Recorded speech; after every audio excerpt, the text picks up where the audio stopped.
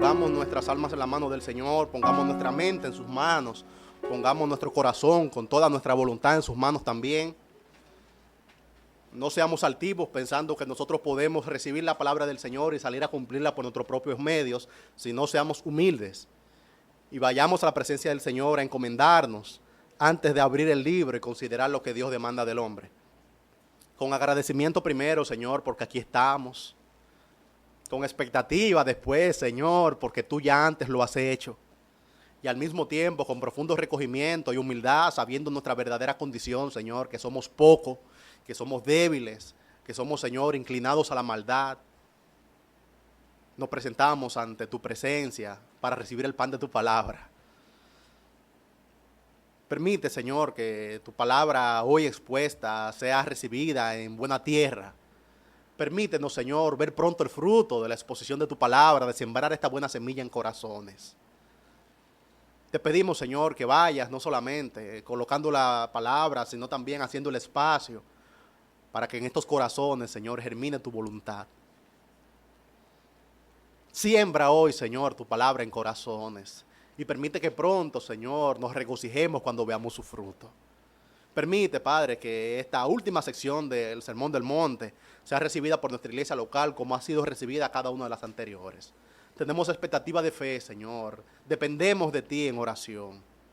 Manifestamos que nuestras propias fuerzas, Señor, seremos solamente oidores, pero que si tu Santo Espíritu es con nosotros, Señor, también podremos poner por obra aquello que hemos escuchado. Acompáñanos, Señor, pastoréanos tú, dirígenos tú. Mira esta gran oportunidad, Señor, un pueblo y tu palabra. Permite que estas dos cosas hoy se encuentren. Para tu gloria, en el nombre de Jesucristo. Amén. Gracias al Señor, hermanos, ya entramos al último de los capítulos en el Evangelio de Mateo que cubren el Sermón del Monte. Comenzamos considerando el capítulo 5 y gracias al Señor ya lo cubrimos completo. Luego el capítulo 6 y ya le cubrimos completo también. Y ahora avanzamos hacia la última parte del Sermón del Monte, que es el capítulo 7 en el Evangelio de Mateo.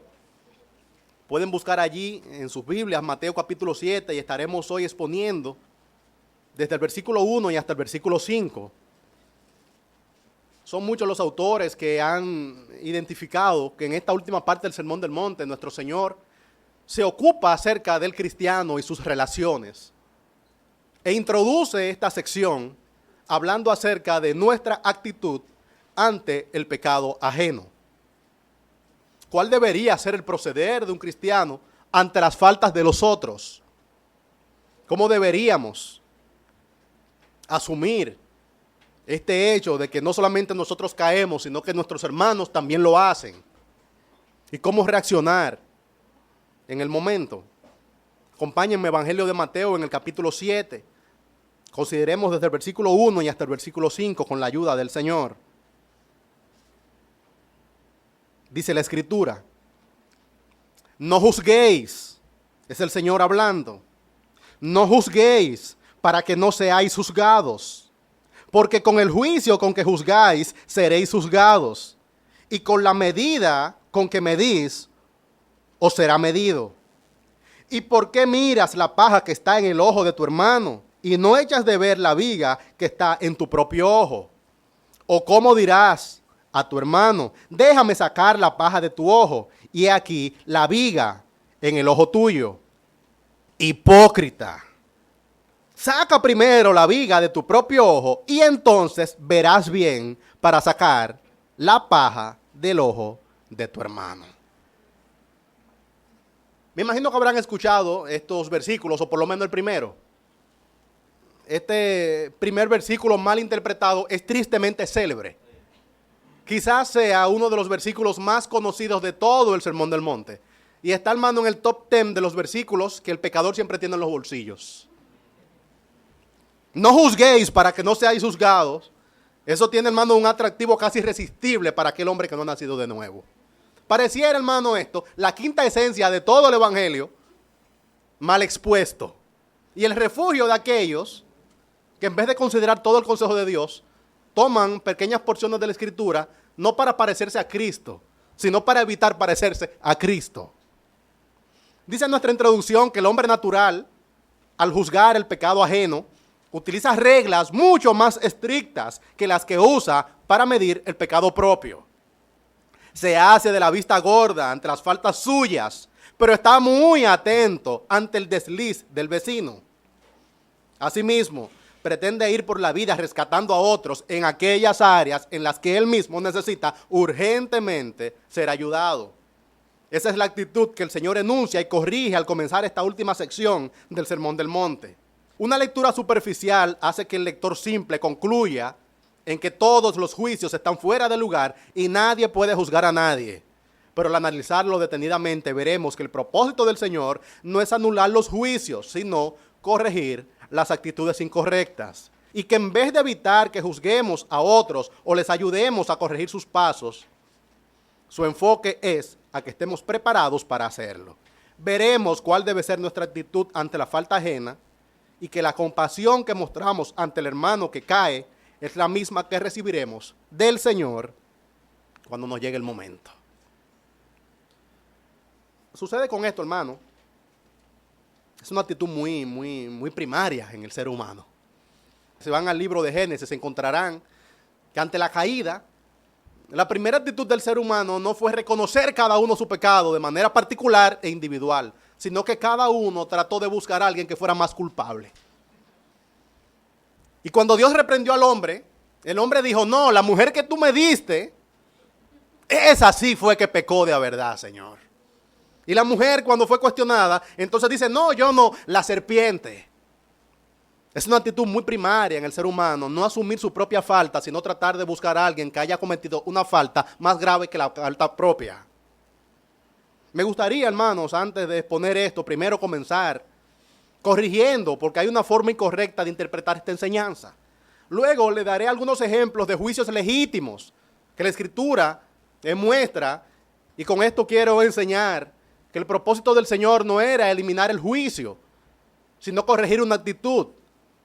Más adelante trataremos de considerar algunas expresiones de doble estándar, de doble vara, vara pequeña y vara grande, y terminaremos con la ayuda del Señor analizando cómo podemos nosotros sacar la viga de nuestro propio ojo y la necesidad que tenemos de estar también dispuestos a ayudar a nuestros hermanos. Consideremos primero, hermano, lo que ya ustedes conocen, la forma incorrecta de interpretar esta enseñanza.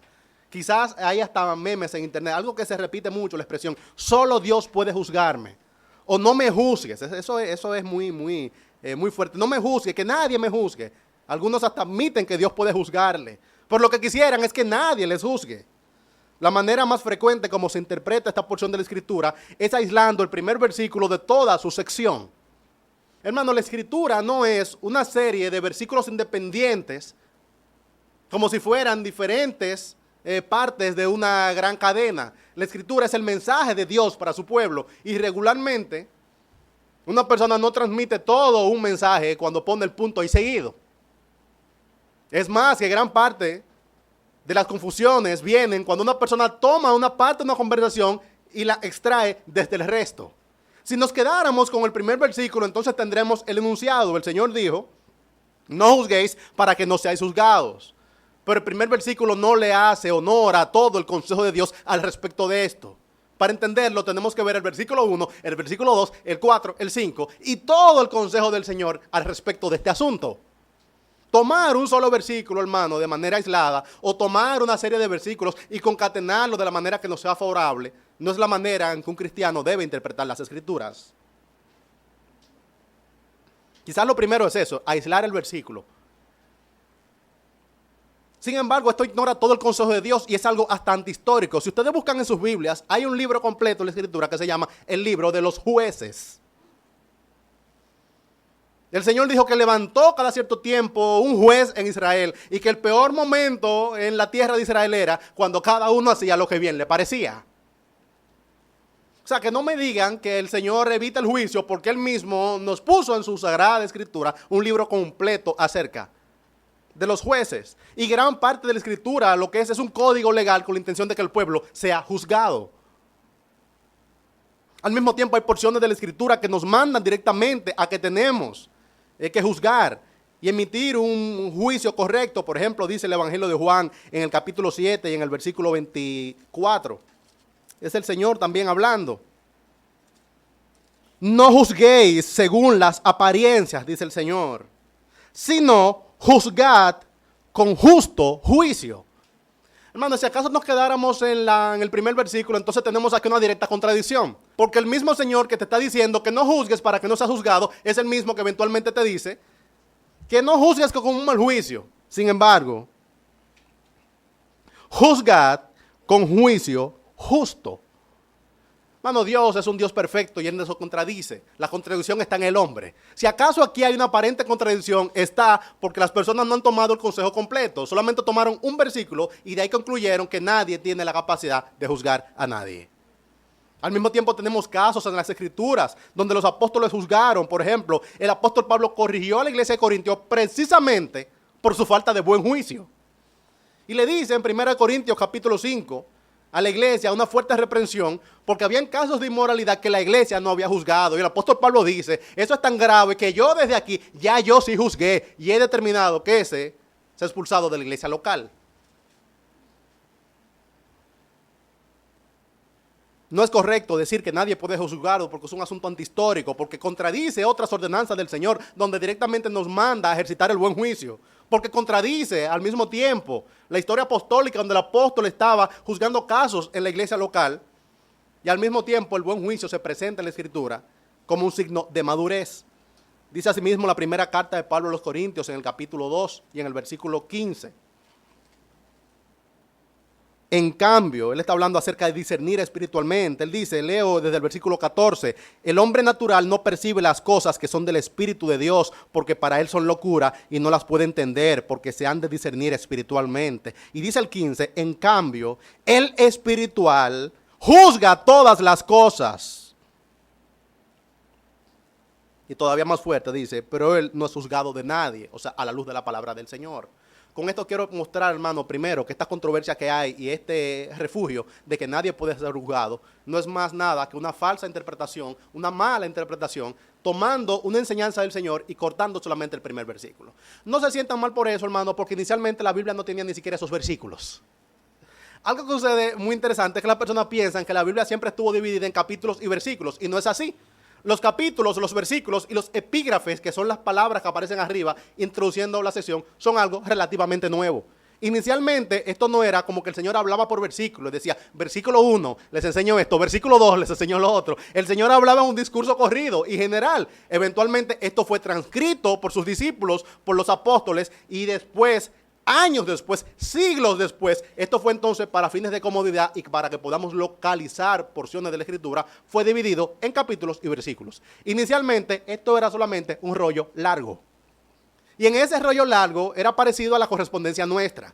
Si yo te mando un correo, yo no te pongo en el email, versículo 1, versículo 2, versículo 3, yo te escribo un párrafo. El Señor hablaba por discursos. Sus discursos fueron transcritos en párrafos y eventualmente fueron separados en capítulos y versículos. Por eso, hermano, tomar un versículo aislado no le hace honor al mensaje de Dios, sino que lo que hace es que se presta para confusión. Primera manera en que esto se puede interpretar mal es aislando el primer versículo. La segunda manera es tomando la parte B como un haz y deja hacer. Así como algunos dicen, nadie puede juzgarme, otros se refugian aquí para decir, yo no juzgo a nadie, por tanto, puedo hacer lo que a mí me parezca. Ya que yo no me meto en la vida de nadie, por ponerlo verdad en lenguaje tropical, que nadie se meta en la vida mía. Ya que yo no ando mirando cómo nadie se comporta, que nadie considere mi propio comportamiento. Ya que yo no he juzgado tu proceder, entonces no juzgues tú tampoco el mío. Tampoco esa es la intención de la Escritura. No puedo, hermano, detenerme en cada una de las que he visto, pero tengo que mencionar otra. Muchos entienden que no juzguéis para no ser juzgado es que no me juzgues a mí y yo no te juzgo a ti. Pero la parte B, el Señor está hablando de Él mismo. A la luz de los 5 versículos se da cuenta que el Señor lo que te está diciendo es, cuando tú juzgues a los otros con esa actitud, yo te juzgaré también a ti con la misma. Si tú mides al otro con esa vara, yo entonces te mediré también a ti con esa vara. El Señor no te está diciendo, júzgame y yo te juzgo, no me juzgues y no te juzgo, sino el Señor te está diciendo, si tú juzgas a los otros con tales niveles de exigencia, espera de mí que te responda con lo propio. La realidad, hermano, es que todos nosotros seremos juzgados por Cristo y todos nosotros somos medidos por Cristo. No hay tal cosa como la ausencia de un juicio. El Señor habla de juicio y dice que Él es el juez. Quizás, hermano, el caso por excelencia para poder explicar esto es Juan capítulo 8, el caso de la mujer adúltera. Y así como el incrédulo se refugia en un versículo, también se refugia en esta enseñanza dramática. Esta es una porción muy atractiva, hermano, para quien quiera entender más la Escritura. Aquellos que dicen, solo Dios puede juzgarme o que nadie puede juzgarme, también dicen, cuando el Señor le trajeron una mujer adúltera, el Señor no le tiró la piedra. El Señor no la juzgó. Momentito. Quiero demostrar que el Señor juzgó a la mujer adúltera, la juzgó como pecadora. Y que el Señor no dejó a la mujer adúltera donde estaba. Creo que son, hermano, no me detengo a veces a explicarlo porque son porciones de la Escritura muy conocidas. Los fariseos, tratando de tomar a nuestro Señor en falta, le trajeron a una mujer, que le dicen ellos, que fue sorprendida en el acto de adulterio. Y cuando le traen a esta mujer, vienen donde el Señor, le dicen, maestro, ¿qué haremos con esta? Porque según la ley, esta debe ser apedreada. Sería fácil, hermano, quedarnos allí y resumir en lo mismo que dicen los incrédulos, que el Señor no le juzgó. Por la mañana, volviendo al templo, capítulo 8 de Juan, todo el pueblo vino a él y sentado él les enseñaba. Entonces los escribas y los fariseos le trajeron una mujer sorprendida en adulterio y poniéndola en medio le dijeron, maestro, esta mujer ha sido sorprendida en el acto mismo del adulterio. Y en la ley nos mandó Moisés a apedrear a tales mujeres. Como no es la porción, hermano, no quiero detenerme, pero eso es también una mala interpretación de lo que dijo Moisés. Arrancando porque solamente vinieron con la mujer y no con el adúltero. Y para el adulterio se necesitan dos. En la ley nos mandó Moisés a apedrear a tales mujeres. Tú pues, ¿qué dices? Mas esto decían tentándole para poder acusarle. Pero Jesús, inclinando hacia el suelo, escribía en tierra con el dedo. Y como insistieron en preguntarle, interesante, insistieron en preguntarle, ¿qué es lo que vamos a hacer? La apedreamos. Se enderezó y les dijo, el que de vosotros esté sin pecado, sea el primero en arrojar la piedra contra ella. E inclinándose de nuevo hacia el suelo, siguió escribiendo en tierra. Pero ellos, al oír esto, acusados por sus conciencias, salían uno a uno, comenzando desde los más viejos hasta los más postreros. Y quedó solo Jesús y la mujer que estaba en medio. ¿Ves? Jesús no la juzgó. Aquí es. Ustedes ven, Jesús no tiró la piedra. Es más, que Jesús ni siquiera la reprendió por su pecado, dicen algunos. La gente que haga con su vida lo que le parezca, siempre y cuando lo haga en lo privado. Lea un poco más a ver si Jesús la juzgó o no la juzgó. ¿Qué él dijo? Versículo 10, enderezándose Jesús y no viendo a nadie sino a la mujer, le dijo, mujer, ¿dónde están los que te acusaban? ¿Ninguno te condenó? Ella dijo, ninguno, Señor. Es que tú eres una santa. Lo que tú has hecho está bien hecho. Vete, vuelve a hacerlo, que no te vean, trata de ser discreta. No, eso no fue lo que dijo el Señor. El Señor le dijo, entonces Jesús le dijo, ni yo te condeno, vete y no peques más. ¿Cómo que no peques más? O sea, tú estás diciendo que era pecado lo que estaba haciendo, sí. Tú estás diciendo que era condenable lo que estaba haciendo, sí. En este momento el Señor no está anulando el juicio ni promoviendo el pecado. El Señor está mostrando mayor gracia. Que es lo mismo que ha sucedido contigo, lo mismo que ha sucedido conmigo, hermano. El Señor tenía la autoridad, el único que tenía la autoridad para tirar la piedra era Él. Y Él le dijo, ni yo te condeno, pero no la dejó ahí, sino que le dijo, vete y no peques más. Lo que tú hiciste era pecado. Yo perdono tu pecado, arrojo mayor gracia sobre tu falta, pero al mismo tiempo te advierto, vete y no peques más. A ese vete y no peques más es que el pecador no quiere llegar. Él suspende la historia en el momento que nadie pudo tirar la piedra. Hermano, Cristo juzgó y juzgó a esa y la condenó. Él dijo, tú merecías condenación. Yo no te doy lo que te corresponde, lo que le está diciendo. En vez de darte piedra, te doy gracia. Cuando quiero demostrar, hermano, ya que como les dije, lo primero es no tomar un versículo aislado. Al mismo tiempo, no tomemos aisladas las historias del Señor. Hay una canción, cuando les menciono casos, hermano, no piensen que estoy como catalogando igual toda la obra de alguien o todas las canciones. Hay una canción que a mí me gusta mucho, de René González, pero al mismo tiempo encuentro que tiene una falta muy grave. Él canta esto, y cuando él canta, él dice, Jesús, sin comentarios, no arrojó la piedra y dejándole en el suelo le dio libertad. Jesús hizo comentarios, Jesús comentó. La canción dice, Jesús sin comentarios no arrojó la piedra, pero el Señor sí comentó. Y lo que el Señor comentó fue, yo no te condeno, ¿entiendes? Que has sido salva por gracia. Hermano, eso tiene todo el significado del mundo. Ese yo no te condeno significa yo te podía haber condenado. Tú eres culpable ante mi presencia. Yo soy el único que no tiene pecado. Y yo que no tiene pecado, que no tengo pecado, yo no te condeno. No significa tú eres justa. No significa tú eres santa. Tuviste un buen proceder. No te condeno. Es lo mismo. Eso se llama justificación. Es lo mismo sucedido con nosotros. Un creyente no es mejor que un pecador. Ambos son pecadores. La única diferencia es que el Señor nos ha dicho, yo no te condeno. Y después te dijo, vete y no peques más. Con esto quiero explicar, hermano, que la intención del Señor en el Sermón del Monte no es anular el juicio o suspender cualquier actitud crítica hacia el pecado, sino combatir una actitud de un corazón caído que le hace entender que es más que los demás, que le hace entender que el pecado del otro es muy gravoso, pero el pecado propio son cosas pequeñas. Primero les he mostrado la forma incorrecta de interpretar esta enseñanza, aislándola, primero de su unidad completa y también de todo el consejo de Dios. En segundo lugar, permítanme mostrarles algunos ejemplos de juicios legítimos que la Escritura no solamente permiten, sino que nos alientan a que debamos hacerlo. Dice Gálatas capítulo 1 y versículo 8 que debemos juzgar y evitar a los que predican falsas doctrinas. No voy a buscar cada una de las porciones, pero pueden anotarlas. Gálatas capítulo 1 y versículo 8 nos dice a nosotros que tenemos que discernir y juzgar y ser sabios. Bueno, que cualquiera predique lo que le parezca. Eso es falsa doctrina. Nadie me juzgue. Sí, dice la Escritura que nosotros debemos juzgar la enseñanza que recibimos. Los bereanos juzgaron la enseñanza de Pablo. Dice que el apóstol Pablo fue donde los bereanos, pero los bereanos fueron más diligentes que los de Tesalónica. Y cuando el apóstol Pablo le predicaba, le decía, Pablo, eso está muy bueno. Hablamos mañana.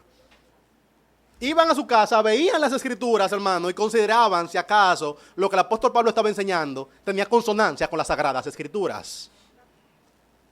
Es usado frecuentemente esto por falsos maestros para poner a la congregación en un modo pasivo.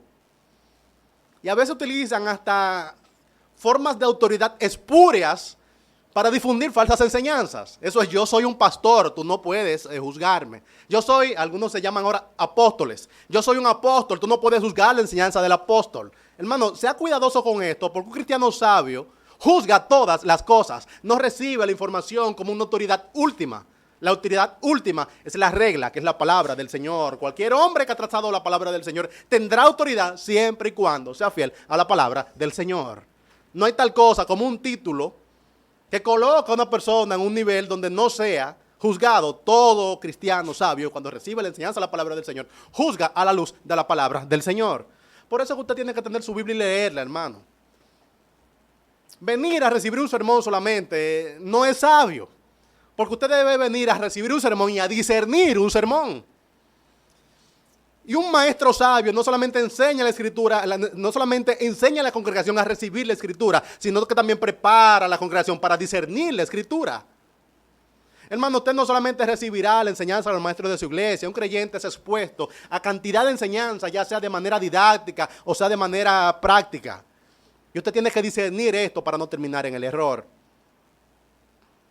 La Escritura permite y es legítimo juzgar a los que predican falsas doctrinas como falsos maestros y declararlo anatema, dice la Escritura. También dice la Escritura que tenemos que juzgar, eso es Tito capítulo 13, versículo 2, a los que causan divisiones en la iglesia.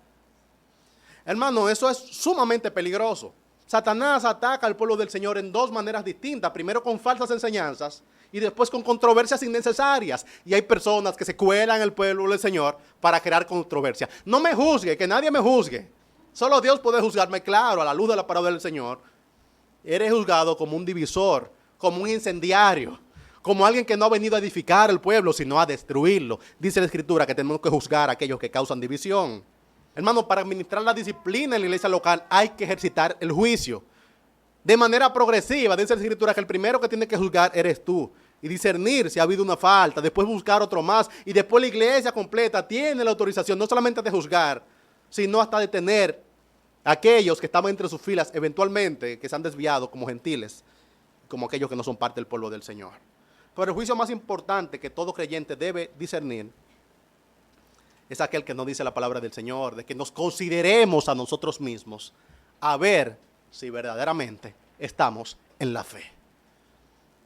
El juicio propio, hermano, es algo que no se puede delegar. Y todo creyente tiene que tener una actitud crítica hacia sí mismo. Eso es lo que significa en gran medida negarte a ti mismo, hermano, ponerte a ti mismo en veremos. Que mi palabra y mi juicio no es un juicio último. Que mis prácticas no son prácticas comprobadas. Que mis afirmaciones no son afirmaciones infalibles. Un creyente duda de sí mismo y dice, sea Dios veraz y todo hombre mentiroso. Yo me juzgo a mí mismo, debes juzgarte a ti mismo. Dice la Escritura, ¿cómo te juzgas? A la luz de la palabra del Señor. Cada vez que un creyente es expuesto a las Sagradas Escrituras, hay un paredón, hermano, hay un juicio. La Escritura te va a condenar y tú mismo a veces tienes que reprenderte. Muchas veces tú tienes que poner los 5 dedos así, ponerlo contra ti y decir, soy un pecador. El Señor me ha confrontado en mi pecado. He sido avergonzado a la luz de la palabra del Señor. Dios ha evidenciado mi falta.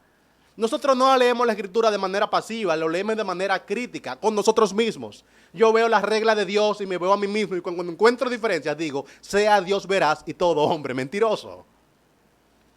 Un creyente es crítico no principalmente hacia los demás, sino principalmente hacia sí mismo. Quiero, hermano, llevarlo esto todavía de manera más práctica. En primer lugar, he tratado de corregir la enseñanza incorrecta. Después mostrar algunos ejemplos de juicios legítimos. Pero no debo quedarme aquí, hermano, sino también avanzar a lo que dice la Escritura. Dice que con la vara con que nosotros medimos a los demás, el Señor también con esa vara nos medirá. Doy algunas expresiones, hermano, de cómo funciona a veces este doble estándar en la iglesia local. Te pregunto, hermano, cuando tú has cometido alguna falta, ¿te gustaría que esa falta sea divulgada? ¿O te gustaría que el Señor extienda un manto de gracia y que cubra multitud de faltas? Yo desearía, hermano, que cuando yo he sido reprendido, como frecuentemente lo soy en asuntos, hermano, donde me avergüenzo de mí mismo, yo quisiera que el Señor guardara absoluto silencio. Y que eso no saliera, hermano, entre el Señor, su palabra que me reprendió y Él. Y gloria al Señor por eso. Yo quisiera que eso fuera así. Sin embargo, el hombre natural tiene una tentación, tiene una predisposición a no solamente juzgar al otro, sino involucrar a terceros en el juicio. Y hacer un juicio moral. Buscar la manera de desacreditar. A este yo lo encontré, yo quiero que quede testimonio de que fue su... hermano, pero espérate, trata de no llevarlo hacia allá todavía. Pues tú estás respaldando el pecado. No se trata de eso. La disciplina de la iglesia, hermano, tiene una sabiduría y es que siempre trata de buscar la honra y de salvaguardar ese asunto. Porque la verdad es que el Señor en su misericordia, Él te perdona y dice que Él manda eso a lo profundo del mal. Pero los hombres tenemos ciertas dificultades para olvidar el pecado ajeno. El propio rápido, hermano, pero el ajeno nos toma un tiempecito. Dice la Escritura en Mateo 18 que cuando un hermano ha faltado contra ti, tú no deberías buscar un megáfono para darle parte al pueblo, sino que tú deberías ir en privado ante el hermano. ¿Y por qué así en privado? O sea, ¿por qué no podía ir con 5 de una vez? Porque si buscas 5 de una vez, lo estás desacreditando. Dice que debes ir en privado ante tu hermano y tratar de restaurarle. Escuchen cuál es el proceso. Dice, ¿para qué es ese proceso? Cuidando esta naturaleza caída de nosotros que nos hace derribar moralmente a los demás. Si alguien te ha faltado, dice la Escritura, debes ir primero en privado y tratar de restaurarle. Y si no te recibiera, dice la Escritura, quizá busca 2. O sea, después, si no le recibe, entonces denle parte. Que cada vez, hermano, se va como extendiendo. ¿Cuál es el principio rector en esto? Que los hombres tenemos cierta dificultad para olvidar el pecado ajeno. Por eso, mientras menos usted lo vea, es mejor. Es más, hermano, que si usted pudiera ponerse como los caballos así, para no enterarse de controversias ya resueltas, sobre todo ya resueltas, no salga a preguntar. Escuché a alguien una vez que le preguntó se estila a veces que en grupos de pastores jóvenes le hacen preguntas a pastores mayores. Y siempre suceden esas preguntas. Pastor, ¿cuál ha sido su momento más vergonzoso, su momento? Hermano, de eso dice la Escritura que ni aún se nombre. Después entendemos, o sea, pastor, ¿cuál fue su momento vergonzoso? No, eso no son cosas que hay que estar recatando. Por amor a ti. Porque la realidad es que cuando yo te comparta y abra eso, hermano, el Señor tiene la capacidad de ver mi corazón y amarme, pero tú no. Entonces, para no hacerte daño, de nuevo, hermano, no es hipocresía, estoy hablando de asuntos resueltos, no hay que estar rascando el pasado, no hay que estar... Hay hermanos suyos que tienen una historia sin Cristo, hermano, que usted no quiere enterarse de ese asunto. No quiera saber ese asunto, o sea, usted no quiera ver cómo era, hermano, cómo tú eras antes de venir a Cristo. Es un testimonio, ¿no? Es un morbo que hay por dentro que te hace acariciar esas cosas. No es sabio estar hurgando en las gavetas. Hermano, si el Señor echó eso a lo profundo de la mar, asuma usted lo mismo y deje eso por ahí guardado. Hay cosas que uno no lo está buscando y la ve, bueno, eso no se puede evitar, pero no hay que salir a preguntar. Expresiones, hermano, doble estándar, esa es la primera. Que lo tuyo se trata en silencio, en absoluto silencio, entre tú y Dios, y que ni siquiera los ángeles que están en su presencia se enteren. Pero que lo ajeno, no, eso hay que darle parte a la iglesia, eso hay que buscar la congregación, hay que difundirlo. Expresión, hermano, de una doble vara, de un doble estándar en cuanto al juicio sobre el pecado. Hay cierta tendencia en el hombre natural a evitar crecer espiritualmente, pero para verse más grande, él disminuye a los demás. Y es aquel que hace rato que no hace ningún esfuerzo para que su alma se parezca a Cristo, para el bien de su vida, de su hombre interior, para su madurez, para su desarrollo espiritual. Y en vez de crecer, él trata de quedarse en el nivel 5 y aquel que estaba en nivel 7 ponerlo en nivel 2. Yo no he madurado, pero con la boca logro verme más grande. Hermano, es una tentación resaltar las faltas de los demás para presumir nosotros superioridad espiritual. Dice así mismo Isaías 65:5, que uno dijo, no se junten conmigo porque ustedes son más pecadores que yo. Es la manera de marcarle a cada uno su falta para enseñar que tú eres más bueno de lo que tú eres. No es sabio, ni es legítimo. Y la exageración del agravio recibido, hermano, eso es lo más común. Yo he visto que la gente que es más sensible con el agravio es la gente que con más facilidad ofende, pero no se da cuenta. Ay, me han puesto un dedo encima. Y tú no te has dado cuenta que tú has puesto 4 dedos encima. El agravio ajeno es, ay, me han puesto un dedo. A veces hay que decirle, ay, pero yo también me siento ofendido, tú a mí también me has agraviado. No hemos agraviado ambos. O sea, no por un asunto como, mira, tú me hiciste, yo te hice, sino para tratar de hacerle entender, porque regularmente aquellos que tienen una extrema sensibilidad ante alguien que le ponga un dedo, son la gente que le ponen los pies encima al otro sin ningún problema. Exageran aquel que falta, pero no se ven ellos mismos, lo ofensivos que son, lo altivos que pueden llegar a ser. ¿Han visto aquellos que clasifican los pecados y dicen, yo ese pecado no lo he cometido? yo puedo hacer esto, pero ese no, yo... Regularmente aquellos que les... Mira, todo el mundo, hermano, hay un pecado que domina con facilidad. Y hay un asunto que te somete a ti frecuentemente. Entonces tú buscas aquel en lo cual, hermano, tú estás comiendo con la dama, como si fuera en tablero, y tú dices, en ese pecado yo jamás lo cometeré y jamás lo he cometido. Ese, que es el que te salía a ti casi por default. Hay gente, hermano, que tienen son como, en esa área de su vida, hermano, como que no, eso no le atrae, eso no le afecta, eso no le daña. Pero hay personas, poner pecados así que se menciona, hay gente que el alcohol no es su problema, eso nunca le ha atraído. Hay gente que no tiene como una pasión tan desbordada como otros sobre determinados asuntos. Hay otros que el dinero no es lo suyo. Hay otros, hermano, que lo ajeno no tienen problema de eso. Yo nunca le he puesto un dedo a lo ajeno, no, pero esto, hermano. Era el joven aquel que vino donde el Señor y le dijo, eso yo lo he guardado todo desde mi juventud. Y el Señor entonces sacó el otro listado y le dijo, ¿y esto qué tal? Pueden ver cómo eso funciona. O sea, tú haces un listado de pecados, tú haces tu propia clasificación y aquel en lo cual tú tienes amplio dominio y donde tú nunca has sido avergonzado, tú dices, ese es el mío. Ahí es que yo soy santo en ese. Yo me he concentrado en ser santo en ese pecado en específico, hermano. Eso es una manera de tú salvaguardarte mientras sales a destacar los pecados de los demás. Es un doble estándar. Una predisposición que tienen algunos a emitir su opinión sobre una caída ajena. Me llama la atención, hermano, que cuando le trajeron la mujer adúltera, el Señor guardó silencio, dice, se puso a hacer dibujitos. No sé, algunos dicen que el Señor, dicen algunos comentaristas que lo que el Señor estaba haciendo era escribiendo los pecados de los otros. No se sabe a ciencia cierta lo que hacía el Señor. Yo lo que sé, hermano, es que el Señor no tuvo una predisposición a responder. ¿Y si te la traen a ti, la mujer sorprendida en adulterio? Quizás rápido busca el palito y dice, no, esa... No, hermano, dice que el Señor se inclinó. Le dice, ajá, me la trajeron. Y después que le llamaron, Señor, ¿qué es lo que vamos a hacer? Dice que él se incorporó. Yo cuando leí ese asunto, hermano, en esta semana, mientras me preparaba para exponer la escritura, yo he resuelto asumir esa actitud. Fulano hizo tal cosa, me voy a poner a escribir. No, hermano, la verdad es que el pueblo evangélico está minado de ese tipo de controversias innecesarias. Es como una farándula evangélica, un chisme. Es lo último que hizo fulano, lo último que predicó el otro, supiste el otro. No supiste lo que hizo el otro. Y yo me voy a poner a escribir, hermano. Y cuando me pregunten 2 veces, puede seguirme cuál es el razonamiento. No sentir esta inclinación a unirte, como las fieras, como los animales de carroña, unirte. Sí, vamos a ver si yo también puedo. Qué triste, hermano. El Señor da esos privilegios a veces. Yo prediqué en octubre del año pasado acerca de los edomitas, cómo el Señor les confrontó por la actitud que tuvieron ante la caída de Israel. Dice que en vez de restaurarle, en vez de ayudarlo, en vez de cubrirle, lo que hicieron, hermano, fue que se unieron a los enemigos de Israel para dañarle. Ahora yo te pregunto, hermano, ¿y si fueras tú? Si fueras tú sorprendido de un pecado grave, si fuera el testimonio tuyo que tuviera los medios de comunicación, ¿cómo tú esperarías que tus hermanos reaccionaran? ¿Cómo te gustaría que reaccionara la juventud? No, yo esperaría que mis hermanos no retuitearan ese asunto. Yo esperaría que en Facebook no le dieran a compartir. Yo esperaría que mis hermanos...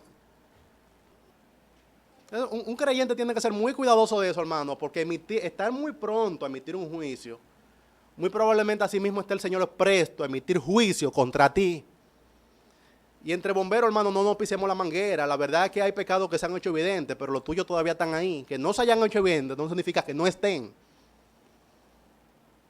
Todos nosotros, hermanos, nos descarriamos como ovejas. Cada cual se apartó por su camino.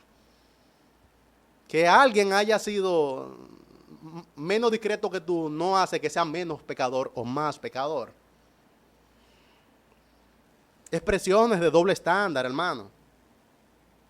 Hay unos llamados que parecen positivos, pero que en el fondo son elitistas.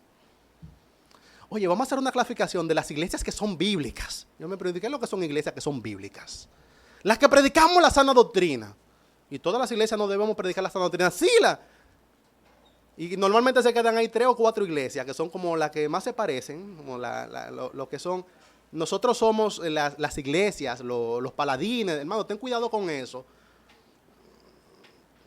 Porque a veces en esa clasificación lo que hay es altivez de espíritu y un deseo de decir lo que se parecen a nosotros sí y lo que no, no. No me diga nadie que ha hecho una clasificación de iglesia bíblica y solamente consiguió 5. Pueden seguirme con eso. O sea, no puede ser que tú y 3 más sean lo único que es. Y cuando uno lo incluye en el listado, entonces uno lo... así sí. Así sí, si me incluyen en el listado, así sí, ahora sí, nosotros somos... Y si te queda marginado, entonces... Me parece como positivo eso de clasificar iglesias, de decir, mira, quitamos las 5, las 4, las 6, las 7 que hacemos, pero eso es chulo siempre y cuando tú te entres las 6. Maneras, hermano, condicionar la hermandad cristiana a tu criterio, normalmente con caprichos. La realidad es, hermano, que para tú considerar una iglesia como una iglesia sectaria, una iglesia como una iglesia desviada, eso no es tan sencillo como que usen pandero o no lo usen. Pueden seguirme en este asunto. Y menciono el pandero, hermano, porque entre nosotros eso no es controversia. Pero hay otras cosas que no son el pandero, que muchas iglesias piensan que hasta que no guarden eso, entonces no tendremos comunión. Y te habla de la iglesia, no, y esto, oye, y todavía están usando el pandero ahí, están todavía, ay, ¿cuándo es que van a dejar de usarlo? Para que tengamos comunión, y la comunión cristiana está subeditada al pandero. Menciono el pandero como una curiosidad, hermano, pero ponle a esto doctrinas terciarias, asuntos controversiales. No se evita dar la diestra de hermandad por asuntos terciarios. En esto quizás San Agustín fue sabio, él dijo, en lo esencial, unidad, en lo dudoso, libertad, y en todo, caridad. Hay cosas, hermanos, que son controversiales, asuntos, por ejemplo, hay congregaciones que entienden que, menciono, escatología, hermano, que si el Señor va a venir en las nubes o la iglesia va a ascender, encontrarse con las nubes. Nosotros todos creemos que Cristo viene. Y si creemos que Cristo viene, ya sea que vengan nubes, y las nubes, ¿serán nubes espesas o será? No entre, hermano, en esa minucia, porque no nos vamos a poner de acuerdo. La administración de la mesa del Señor, hay tremenda controversia. Hay gente que entiende, por ejemplo, desde la Reforma hay una gran controversia. Dice, se debería administrar un pan que sea absolutamente exento de levadura, si se podrían usar galletitas, si el vino debe ser vino fermentado o no vino fermentado. Hermano, termina distorsionando el sacramento y la ordenanza. O sea, no dañemos eso. El nombre le debemos llamar, por ejemplo, casi nunca aquí lo tomamos como cena. Pues entendemos, o sea, de que la cena del Señor, pero si lo hacemos de mañana, sería la cena del Señor. La mesa del Señor, pero la mesa del Señor, pero ¿y por qué no le llamamos comunión, como también se le llama? ¿Y por qué no le llamamos Santa Cena? No, es que es santa, hermano, no evitemos la controversia por asuntos terciarios, porque la verdad es que no vamos a disfrutarse, hermano. O sea, si salimos a buscar los caprichitos, cosas de nuevo, hermano, le digo, si usted ve que ofende a alguien, yo particularmente también he tomado esa resolución. Yo estaba dando una conferencia acerca de canto congregacional.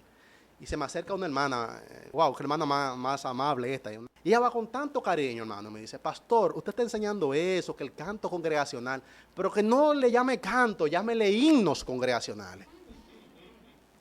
Yo podría dos opciones, hermano. Yo podría decirle que David le llamaba cántico, por ejemplo. Yo le dije, hermano, gracias, hermano. Mire, yo no sabía que eso a usted le parecía malsonante, pero a usted le parece así. Y a partir de ese momento, la segunda tanda fue himnos congregacionales. Y ya, o sea, es la misma. No sé si usted me entiende. O sea, no hay que estar haciendo una controversia de asunto, porque entonces vamos a ver, cuando usted se enrola a discutir asuntos secundarios, lo que está tratando de demostrar que usted es más que los otros. El más grande, hermano, el que más soporta. El más grande, el que más humilla. El que se agacha. No condiciona la hermandad asuntos así que son a veces hasta de vocabulario. Triste, hermano, no quisiera ver en nuestra iglesia eso. Pero cuando alguien cae, seguida aparece alguien que dice, como con hasta cierta satisfacción, yo lo sabía, o son cosas esperables, así, yo lo vi nunca. Hermano, ten cuidado en eso, porque eso no favorece ni glorifica al Señor. Les he mostrado en primer lugar formas incorrectas de esto, de juzgar, algunos juicios que son legítimos y explicaciones de doble estándar. Quiero concentrarme, dedicarle algunos minutos a la parte que encuentro más central de todo esto, y es la importancia de sacar la paja o sacar la viga, dice el Señor.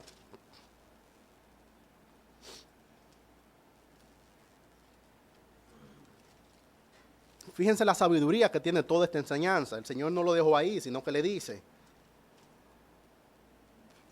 ¿y por qué miras la paja que está en el ojo de tu hermano y no echas a ver la viga que está en tu propio ojo? ¿O cómo dirás a tu hermano, déjame sacar la paja de tu ojo y aquí la viga en el ojo tuyo?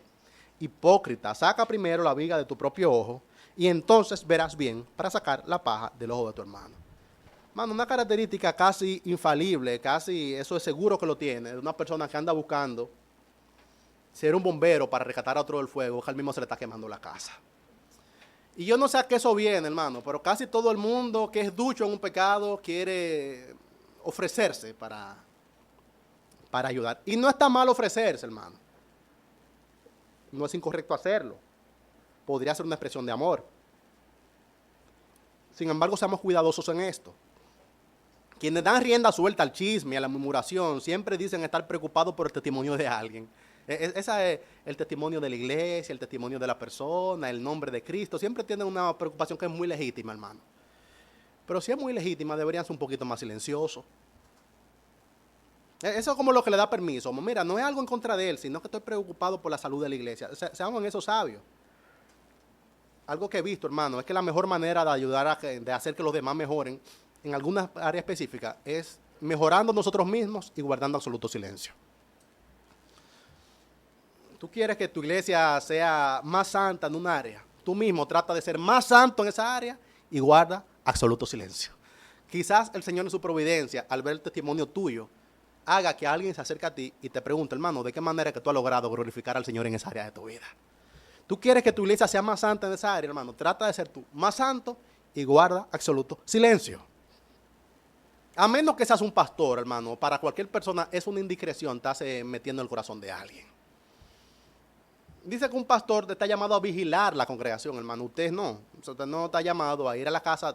Déjame visitar al hermano en su casa para ver cómo está su asunto familiar, para ver cómo yo puedo ayudarlo, hermano. Eso es chisme, murmuración y es morbo. Déjame tratar de llevar la conversación a un área donde yo sé que podría enterarme a ver de cómo está tal cosa. Hermano, si usted el Señor no le ha dado la gracia de cuidar al pueblo del Señor especialmente, no se meta en eso que va a salir mal.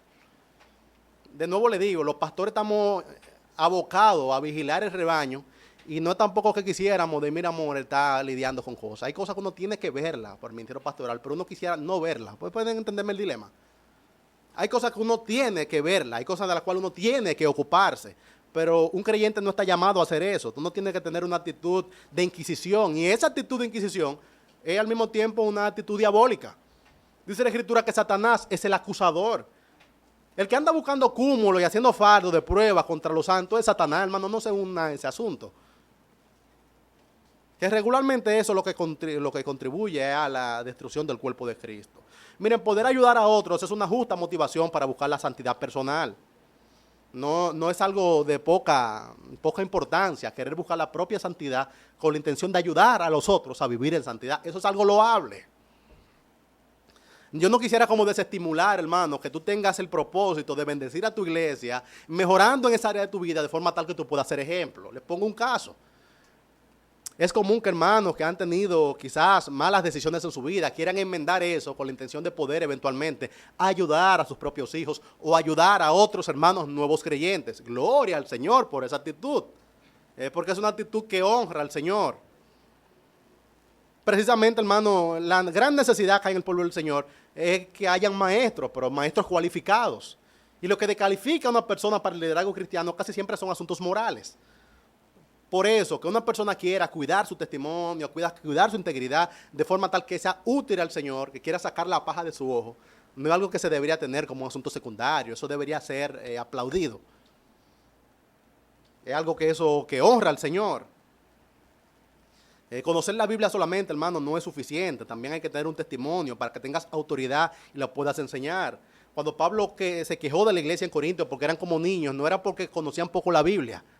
Era porque no tenían el testimonio necesario, de forma tal que evidenciaron su madurez espiritual.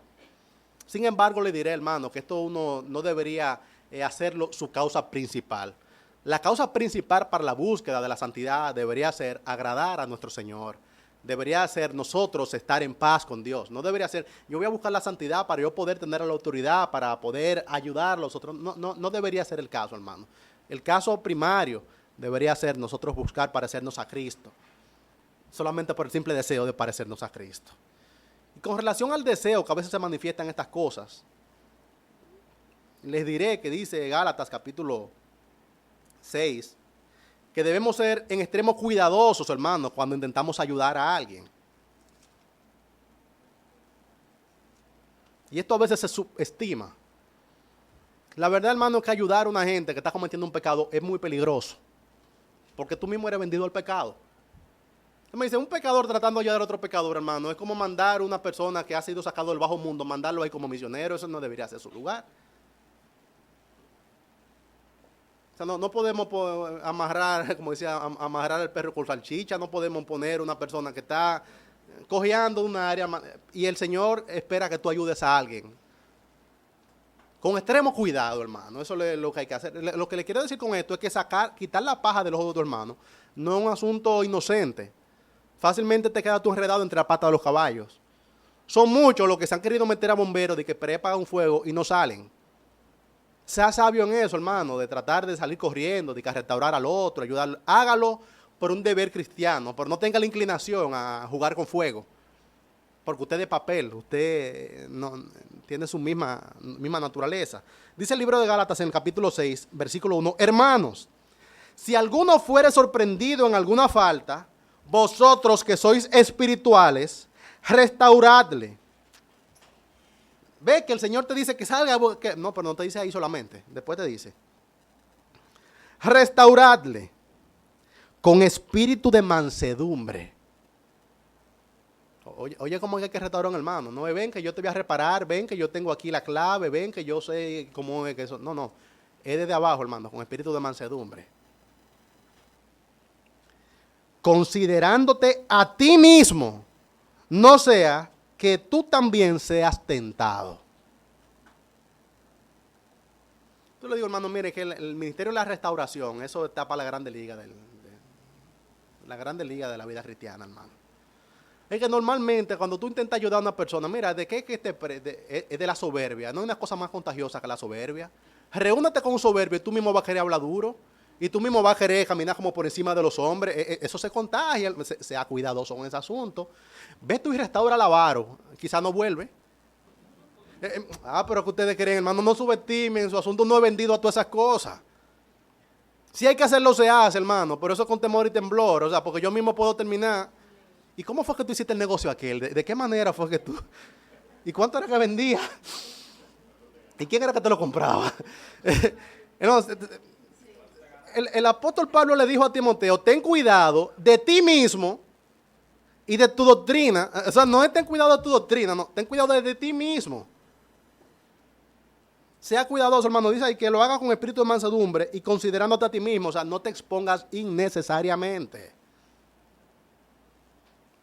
Mira, un creyente verdadero sufre el pecado ajeno, pero lo hace siempre con una triste identificación.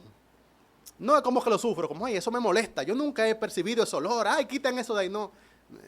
Hermano, siento tu pecado, lamento que hayas caído, yo mismo también puedo caer, yo mismo puedo ser presa, he venido con amor a restaurarte, pero tengo cuidado de mí mismo, has sido engañado, hermano, mi intención no es...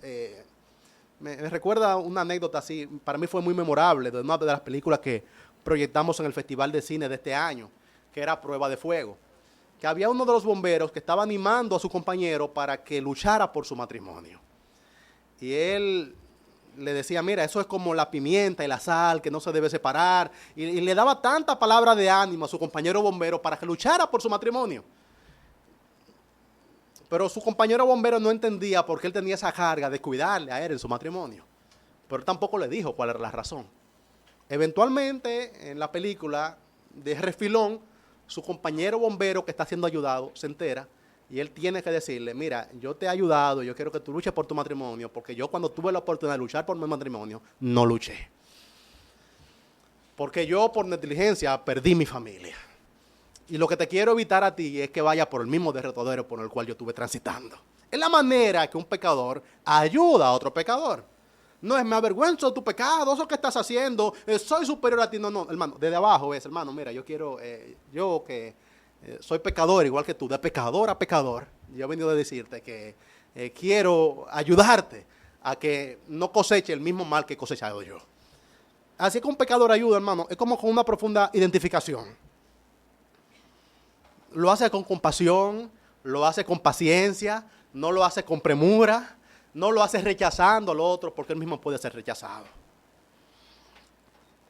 Les he dicho en primer lugar, hermano, que no debemos entender mal esta porción de la Escritura, que debemos cuidar, sí, nuestro corazón de una actitud innecesariamente crítica, una actitud que puede terminar en un elitismo, es una actitud que puede hacer que en vez de restaurar nos dañemos a nosotros mismos.